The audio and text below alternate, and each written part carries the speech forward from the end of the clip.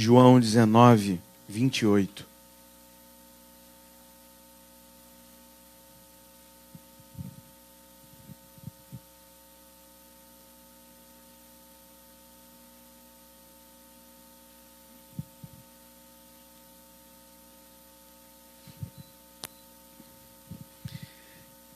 Depois, vendo Jesus que tudo já estava consumado para se cumprir a Escritura, disse: tenho sede. Amém. Senhor, muito obrigado pela tua palavra, ó Deus Santo. Ajuda-nos, ó Deus. Ajuda-nos, Senhor, a nos chegarmos à única e verdadeira fonte, Jesus. Ajuda-nos nessa noite. Assim te pedimos, Senhor, para a glória do teu Filho. Amém. Amém. Pode sentar, querido, por favor. Nós estamos meditando nas últimas palavras de Jesus na cruz. Lembrando que nós falamos sobre isso. As últimas palavras de Jesus estão relatadas em Apocalipse. Aquelas são as últimas palavras proferidas por Jesus, declaradas ao seu santo apóstolo João, na ilha de Patmos, no momento em que aquele homem está sozinho, abandonado, preso e muito idoso, já esquecido por quase que todos os homens que ele tinha pregado, João tinha pregado, já está ali nos últimos dias de vida. E nesses dias, que para muitos de nós seria assim, o fim, a tragédia, a circunstância mais dramática da vida, um homem idoso, um homem na sua idade avançada, preso, isolado numa ilha, isolado do mundo, e ainda assim, ouvindo a voz de Deus. Você sozinho, com Deus ao seu lado, com Deus no teu coração, com Cristo, com o Senhor, com o Espírito Santo,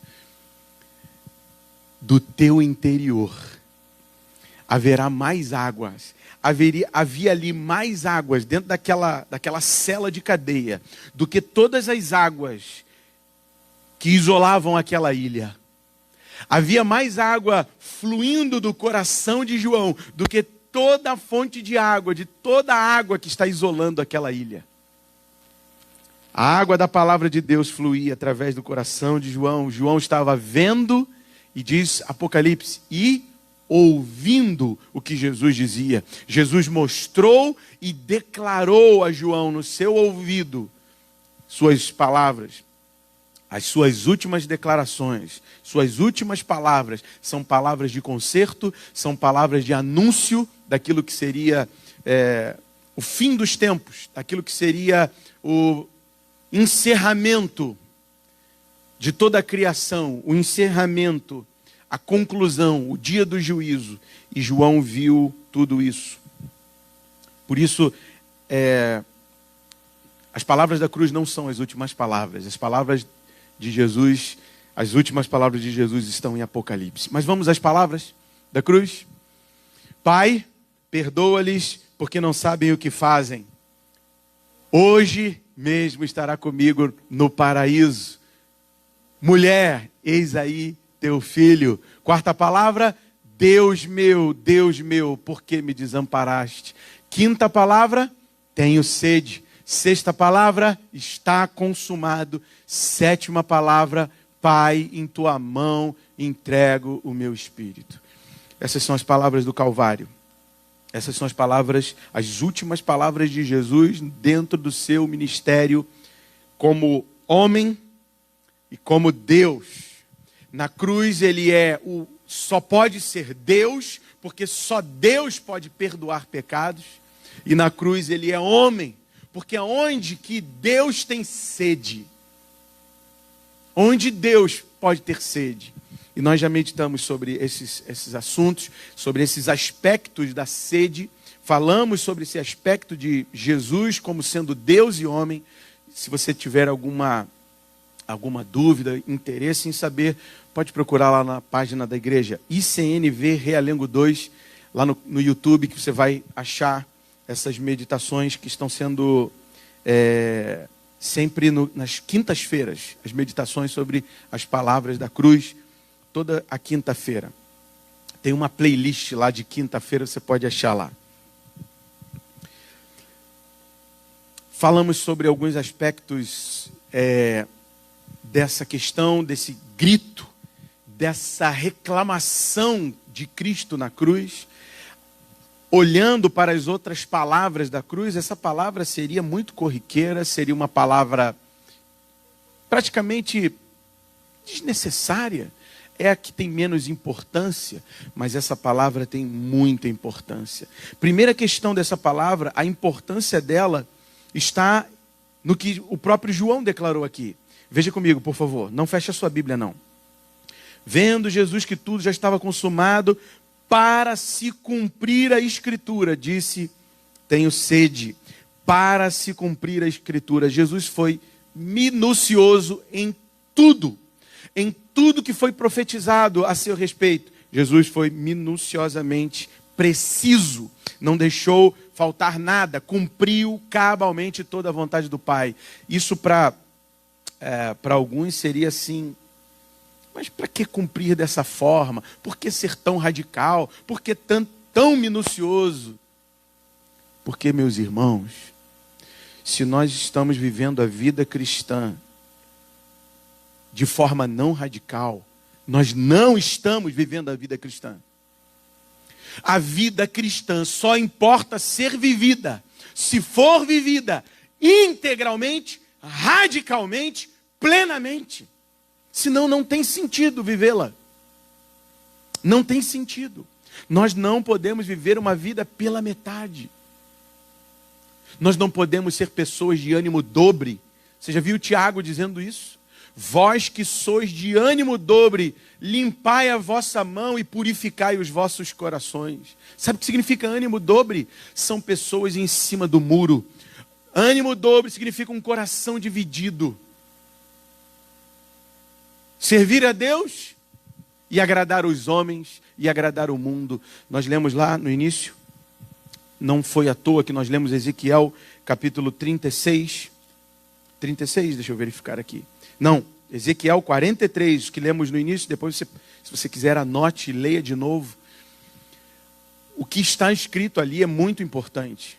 Em primeiro lugar, Ezequiel é levado, não precisa abrir a sua Bíblia não, só anote, Ezequiel 43. Ezequiel é levado por um homem, e a palavra de Deus diz que a glória de Deus encheu o templo, e a voz que ecoava de dentro do templo, diz que era como som de muitas águas. A voz de Deus era como o som de muitas águas, isso já é muito precioso. Na sequência do texto, você vai ver Ezequiel ouvindo de Deus as palavras que diziam assim: o meu templo tem que ficar limpo. Eu não posso compactuar que no meu templo haja prostituições e haja corpos de reis mortos. O que significa isso? Prostituições e corpos de reis mortos. Significa que o templo estava sendo contaminado com idolatria pagã voltada para a prostituição, porque toda prostituição, todo pecado de pornografia, todo pecado de adultério, todo pecado que envolve sensualidade, que envolve cobiça carnal, cobiça dos olhos, está se tratando de uma idolatria. É um ídolo, é uma abominação, é um culto a Deus. Há um Deus pagão, é o culto a um Deus pagão. E uma outra coisa que eles faziam também: exaltavam tanto os seus reis, que colocavam os corpos mortos dos seus reis dentro do templo. Ou seja, estavam buscando a glória dos homens e estavam vivendo uma vida cheia de promiscuidade, cheia de sensualidade. Estavam dividindo o templo de Deus com as contaminações do mundo. Estavam exaltando mais homens do que a Deus, colocando reis mortos dentro do templo. A maioria dos homens santos que morreram, homens fiéis a Deus, homens que temeram a Deus, a maioria desses homens, sabe o que eles fizeram? Quando eu morrer, me sepulte num lugar sem lápide, de preferência. Porque eu não quero que as pessoas indo até lá, olhar para o meu túmulo, porque não tem nada mais ali. Não tem mais vida ali. Os homens santos, os homens de Deus, eles quiseram que os seus túmulos fossem locais desconhecidos. Porque eles sabiam que provavelmente, por causa daquela multidão que os ouvia, muitos daqueles ali, só admirando, não se convertendo, como tem milhares de pessoas hoje. Você olha as igrejas abarrotadas, inchadas, infladas, você pensa assim, só gente santa, que nada. Ali tem um monte de gente que não tem conversão alguma, estão só convencidos de que aquela palavra é boa, mas não há conversão. Para que haja conversão, é necessário morte. Morte da carne, morte da minha vontade, morte dos meus anseios, morte das minhas convicções, morte dos meus padrões. Então, era necessário que se cumprisse toda a Escritura, e toda a Escritura foi cumprida em Jesus, e toda a palavra foi cumprida em Jesus, e Jesus cumpriu ela cabalmente. Então, seja radical. Mas eu gostaria de tratar de um assunto aqui, entrando uma linha de pensamento espiritual, não que não seja, mas essa sede que Jesus sente, de fato é uma sede do corpo, uma necessidade física de Jesus mesmo. Aquela sede era uma necessidade física, porém, Deus sempre faz demonstrações de que essa necessidade fisiológica, ou seja, uma necessidade básica da existência. Nós não vivemos sem água. Você pode fazer jejum e ficar sem comer durante muitos dias. Sem água, nós não ficamos nem 3 dias. Eu estava fazendo uma pesquisa de pessoas que conseguiram ficar sem água durante muito tempo. O máximo que essas pessoas conseguem são 3 dias. Quando já ultrapassa disso, essas pessoas já estão desfalecendo. 3 dias sem água é muita coisa. É uma necessidade básica, fisiológica do corpo.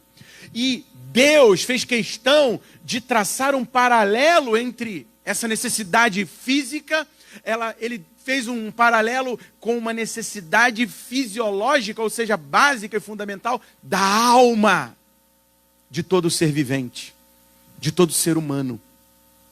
Nossa alma tem sede de Deus, nossa alma anseia pelo nosso Criador. Há uma sede na alma de todo homem por Deus, pelo seu Criador, por aquele que o formou, por aquele que o criou. Todo ser humano tem essa sede. Eu queria ver alguns versículos contigo, só para que a gente situe essa posição de Deus como sendo sede física, muito parecida com a sede espiritual. É uma necessidade fundamental, diária. Queria que você visse comigo o que os evangelistas dizem a respeito desse momento aqui. Só para que você entenda um pouquinho melhor. Veja comigo Mateus 27, por favor. Volte um pouquinho à Bíblia. Mateus 27, vou ler alguns versículos de forma breve aqui.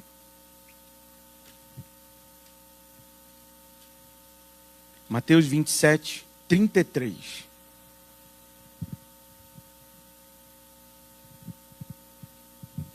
Queria só pontuar uma coisa muito importante aqui. Fazer uma distinção entre o vinho e o fel e o vinagre. Só para que você entenda, por favor. Mateus 27, 33. E chegando a um lugar chamado Gólgota, que significa lugar da caveira, deram-lhe a beber vinho. Você está comigo? Mateus 27, 33. E chegando a um lugar chamado Gólgota, que significa lugar da caveira, deram-lhe a beber vinho com fel. Mas ele, provando-o, não o quis beber. Nesse ponto aqui, Jesus ainda não tinha dito, tenho sede. Esse ponto aqui, Jesus ainda nem tinha subido à cruz. Veja comigo o versículo 35. Depois de o crucificarem, repartiram entre si suas vestes, tirando a sorte. O que significa isso? Só para que você entenda bem. Nessa hora aqui, Jesus ainda não tinha dito, tenho sede. Nessa hora aqui, ele ainda não está fincado, cravado no Calvário, cravado na cruz. Essa hora aqui, ele está simplesmente todo ferido, cansado, desidratado, humilhado, açoitado, completamente sujo, padecendo horrivelmente ali, porque ele já tinha recebido todos os açoites, mas ele ainda não estava na cruz. Eu quero só que você entenda, o que esses homens estão fazendo aqui, parece até uma coisa boa. Ofereceram vinho com fel. Que fel é esse? Queria que você desse uma olhada num outro texto para mim. Marcos, por favor, só passar um pouquinho mais para frente. É o mesmo texto, a mesma questão. Marcos 15, 23. Marcos 15, 23.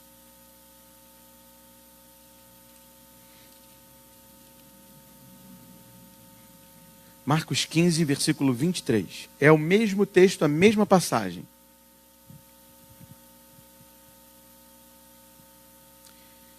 Olha aqui, lendo do 22, só para a gente começar, para ver que é a mesma passagem. E levaram Jesus para o Gólgota, que quer dizer lugar da caveira. Deram-lhe a beber vinho com mirra. Ele, porém, não tomou. Então o crucificaram e repartiram. Percebeu isso? Então o crucificaram. Antes de ele subir à cruz, eles ofereceram essa bebida. O que significa isso? Isso também tem a ver com sede. Mas só que esse momento aqui preste bem atenção. Isso aqui são falsos amigos.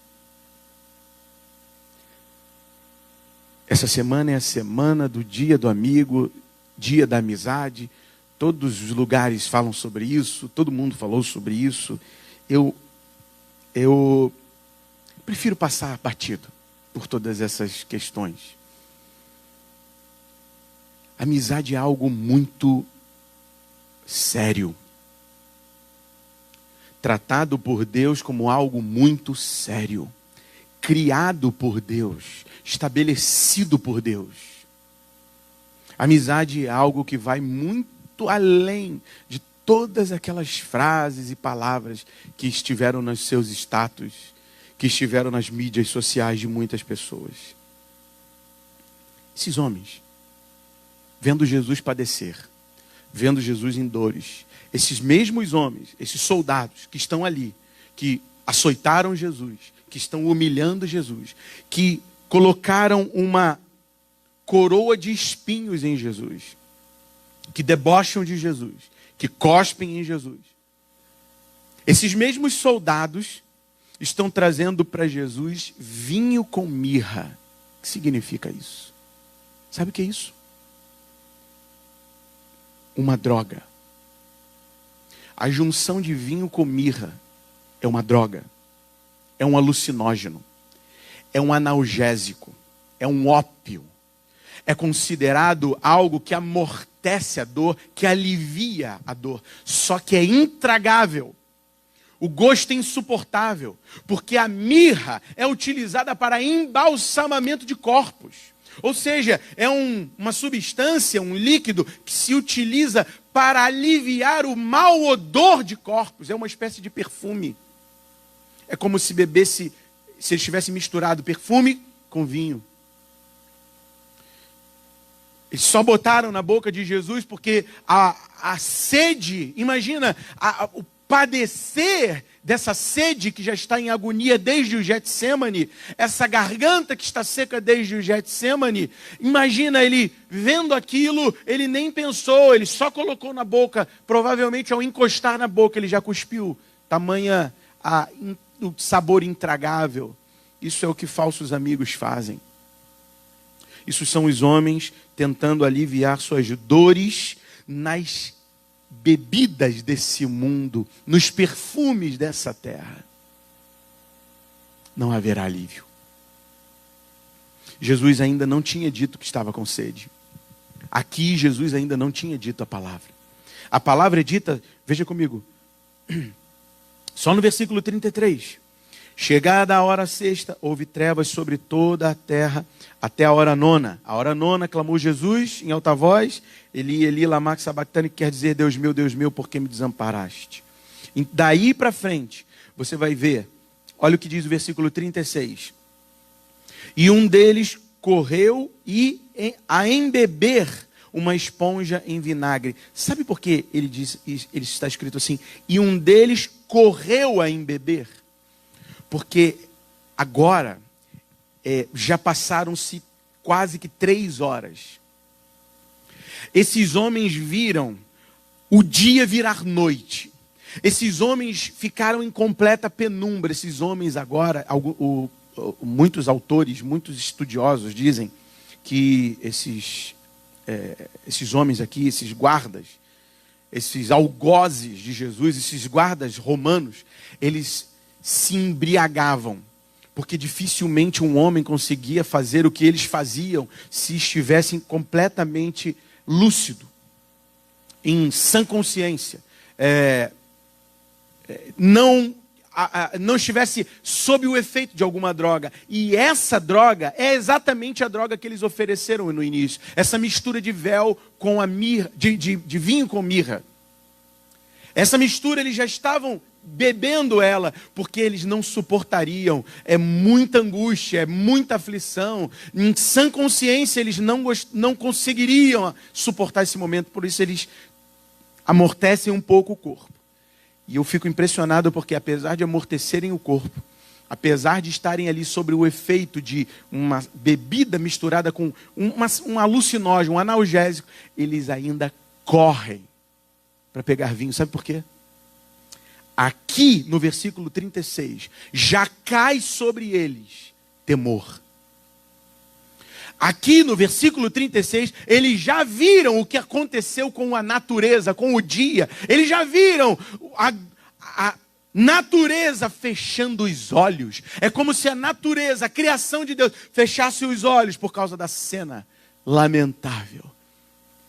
Crucificando o Criador. O dia se fez noite. Havia trevas. Nessa hora eles correm e provavelmente um pouco antes disso aqui, não é relatado em Marcos, mas João relatou, João está aos pés da cruz. Nessa hora, poucos minutos antes, Jesus tenha dito, tenho sede. Por isso que eles correm para embeber a esponja em vinagre. Colocam na ponta da lança, do caniço, e dão de beber a Jesus. Ali é vinagre. E certamente Jesus não bebeu. Mas era a única bebida disponível naquele momento. Era a única bebida que estava ali. É maldade em cima de maldade. E o que fica evidente aqui é o seguinte. Se você estiver buscando em homens, em amigos, em pessoas, satisfazer a sua sede. Se você estiver buscando na sua namorada, no seu namorado, se você estiver buscando na sua esposa, no seu cônjuge, nos seus pais, nos seus melhores amigos, nas pessoas que você mais confia, nos seus filhos, ou em qualquer pessoa que você tem grande afeto, se você estiver procurando nas pessoas o descendentar da sede da sua alma, você vai ficar com sede para sempre.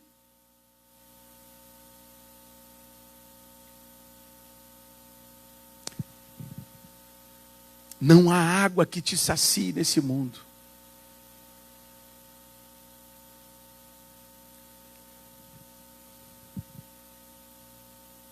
Não há alegria que possa saciar a tua alma nesse mundo. Todas as alegrias dessa terra, todas as alegrias longe da palavra de Deus, todas as alegrias fora do Espírito de Deus, porque o reino de Deus não é comida e nem bebida, é justiça, paz e alegria, sim, há alegria no reino de Deus, mas em quem? Em homens? Em homens, no Espírito Santo. Justiça, paz e alegria, só no Espírito Santo. Nós não achamos isso em homens. Obviamente que homens santos vão nos impulsionar, vão nos dar de beber da água, mas essa água não é o homem. Veio dele, mas não é ele. Eu não tenho água para saciar a tua sede. A água que sacia a tua sede é o que nós estamos, aquele que nós estamos conhecendo melhor aqui na cruz. Ele é a água. Essa sede é tão profunda, tão grande. Essa sede da alma, essa sede do interior é tão grande, que ela traz para o coração do homem sequidão para os ossos.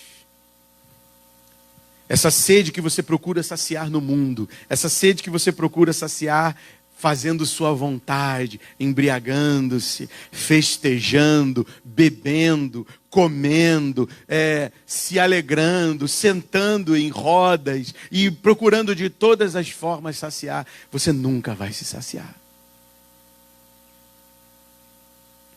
Porque essa sede, só quem pode saciar é o dono das nossas almas.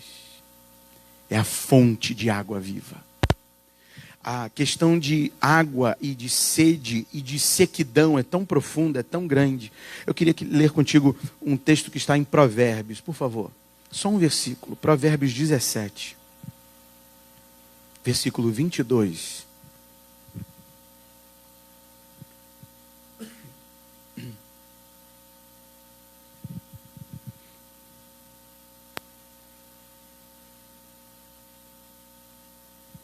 Veja o que diz o versículo 22. O coração, 17 e 22. O coração alegre é bom remédio, mas o espírito abatido faz secar os ossos. O espírito abatido faz secar os ossos.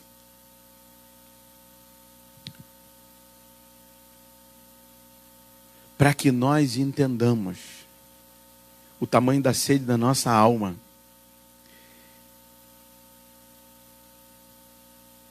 para que você se converta, vai ser necessário você entender que enquanto você festeja, come, bebe, se alegra, ou faz qualquer outra coisa, e não faz isso para a glória de Deus, você faz isso como o mundo faz, você está vivendo como os homens vivem, você está vivendo à mercê da tua própria sorte. Quando você faz isso, você precisa entender que os teus ossos estão secando. E que teu espírito continua abatido. Por mais que tua carne se alegre, no dia seguinte, você percebe. E muitas pessoas no dia seguinte dizem, eu vou parar de beber. Você já ouviu isso? Muitos jovens que se embriagam durante a noite toda, ao acordar no dia seguinte, com um lapso de consciência, percebendo o tamanho da sua ressaca, e principalmente a ressaca moral, eles dizem para si mesmos, eu vou acabar, eu vou parar com isso, já chega, é a última vez. E depois eles fazem de novo, e depois de novo, e depois vem a ressaca, e depois vem a bebida, e a ressaca, e a bebida, e esse ciclo vicioso nunca tem fim, porque nenhuma fonte desse mundo vai saciar a tua alma. Você será só um espírito abatido, com ossos secos. Com ossos secos. Veja, por favor, como que nós podemos saciar a nossa sede. Veja o que está escrito em Mateus capítulo 5, versículo 6. Mateus capítulo 5, versículo 6.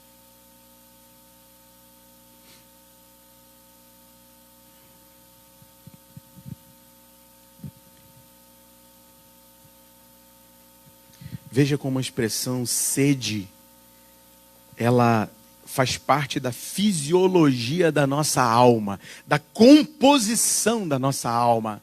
A nossa alma tem sede. Veja o que diz o versículo 6, você pode ler para mim, por favor? Bem-aventurados os que têm fome e sede de quê? De justiça, porque serão fartos. Você lembra lá o que nós lemos agora? Em Provérbios 17? O que está escrito lá é que o coração alegre é remédio. O coração alegre é o que se sacia na justiça. Que justiça? O que significa essa justiça? Justiça é a vontade de Deus. Justiça é a palavra de Deus. Justiça é a lei de Deus. Aquele que tem os meus mandamentos e os guarda, este é o que me ama. Se você rejeita os mandamentos, se você rejeita a palavra, você não ama a Deus. Felizes os que têm fome e sede de justiça. O coração alegre é remédio. O coração que se alimenta da palavra de Deus é remédio tanto para si, é remédio para os seus ossos, dessedenta, faz com que ossos secos se tornem ossos bem hidratados e firmes. Agora, o espírito abatido, o espírito que não busca a palavra de Deus, o espírito que não quer Deus, é um espírito seco. Seus ossos são secos. Bem-aventurado o que tem fome e sede de justiça. E as pessoas dizem aí, em todo lugar, né? Tem gente que usa esse versículo aqui de forma completamente equivocada. Completamente equivocada. As pessoas falando sobre, o meu filho morreu, foi assassinado, minha filha foi estuprada, mas eu vejo pessoas dizendo, bem-aventurado, a Bíblia diz que bem-aventurado tem fome e sede de justiça. Eu tenho sede de justiça e eu sei que eu serei farto. Você acha que é isso justiça? Essas pessoas estão procurando a justiça dos homens. Essas pessoas estão em busca de vingança. Não é essa justiça. Justiça aqui é a palavra de Deus. É a lei de Deus. A justiça aqui é Jesus, a palavra de Deus que se fez carne. Bem-aventurados que têm fome e sede de Jesus. Você pode até substituir. Esses serão fartos. Esses serão saciados. Esses serão dessedentados. Esses sim, serão dessedentados.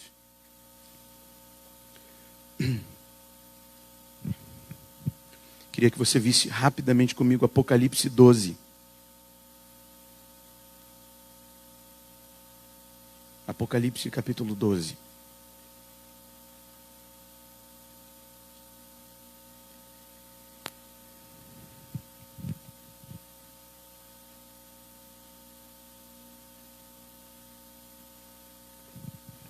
A partir do versículo 15.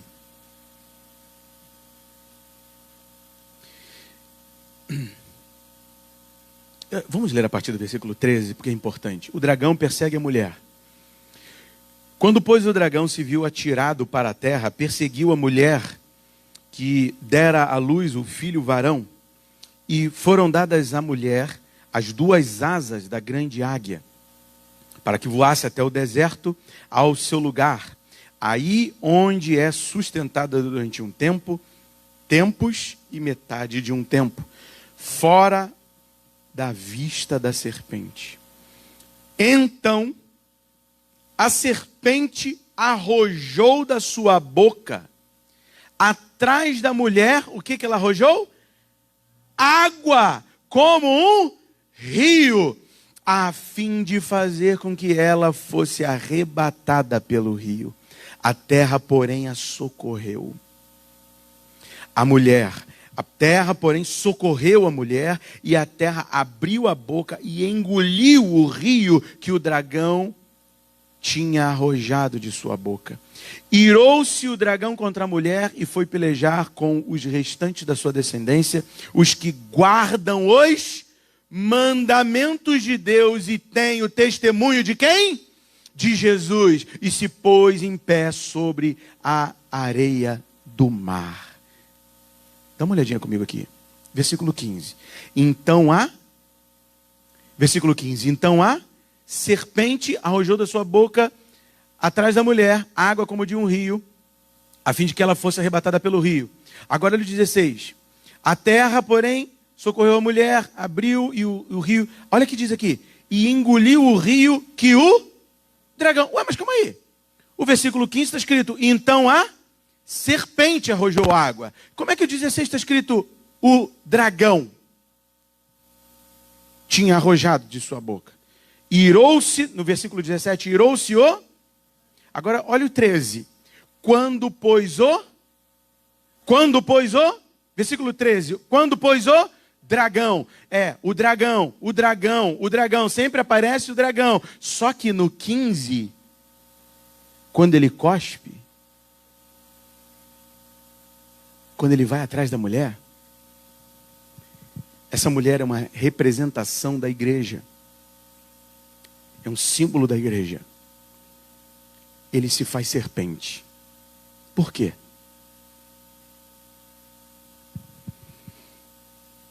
Se diminui. O dragão que é tão grandão, né? O dragão cospe da sua boca o quê? O que o dragão, na mitologia de todos os lugares do mundo, ele cospe? Fogo. Como é que esse dragão aqui, que na verdade é uma serpente, cospe água? Como é que pode? Isso aqui é símbolo da ilusão do mundo para nós. O mundo não vai chegar diante dos teus olhos com a carranca de um dragão. O diabo não vai se manifestar diante de você como um ser feio e cheio de chifres e monstruoso cuspindo fogo. Você acha que ele é burro? O diabo é tudo menos burro. Ele é estrategista, ele sabe como enganar. Ele se fez uma pequena serpente. Ele se transformou. Ele fez aquilo que Jesus fez. O diabo vai imitar Jesus para você. Principalmente para os que guardam o mandamento e o testemunho de Jesus. O diabo vai se diminuir, vai se apequenar e vai se fazer até anjo de luz e ministro do evangelho para te enganar, para me enganar, para enganar os escolhidos, para enganar, se possível, os escolhidos. E ele não vai cuspir fogo, ele vai cuspir água. O que Jesus fez? Ele, na cruz, a demonstração que nós estamos lendo é que ele se esvaziou. O que o diabo está fazendo aqui? Ele primeiro é o dragão, é o mal, é a representação da malignidade de forma grotesca, gorda, larga. Ele é lançado na terra, só que para ele enganar, ele se faz uma serpente que cospe água. Que água é essa? Água boa? Água boa para beber? Não. Óbvio que não. É uma água falsa. É uma água aparentemente boa. É uma água aparentemente cristalina. O diabo, ele sabe imitar o cordeiro. Ao ponto de, no capítulo 13, na sequência você pode ler, ele... Veja comigo. O que está escrito aqui no final do versículo 2? Olha o versículo 2. A besta que viera semelhante ao leopardo, com pés como de urso, boca como de leão. E deu-lhe o dragão o seu poder e o seu trono e a grande autoridade. Deixa eu ver se eu vi certinho aqui.